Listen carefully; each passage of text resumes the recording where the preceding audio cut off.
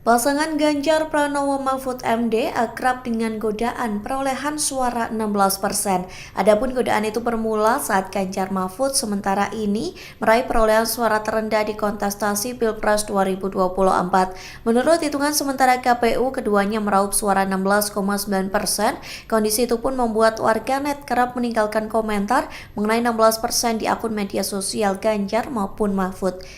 Namun Mahfud MD justru menanggapi godaan dari netizen di akun TikToknya. Hal itu bermula saat Mahfud mengunggah video lawasnya yang diedit kembali. Mantan Menko Polhukam itu mengatakan ada tangan jahil yang mengedit dan memviralkan pernyataannya soal membela KPU sudah bekerja dengan benar. Padahal video dan pernyataan itu diambil pada pemilu 2019 silam. Sementara seorang netizen berkomentar dengan menggoda 16% adalah presentase perolehan suara untuk Ganjar Mahfud. Tanpa diduga, Mahfud MD justru merespon komentar tersebut dengan mengatakan bahwa 16% merupakan angka di baterai ponselnya.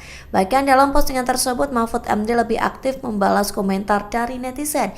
Di satu sisi, Ganjar pernah mendapat godaan yang sama terkait 16%. Sayangnya Ganjar tak pernah membalas atau merespons godaan tersebut. Mantan Gubernur Jawa Tengah itu memilih untuk diam.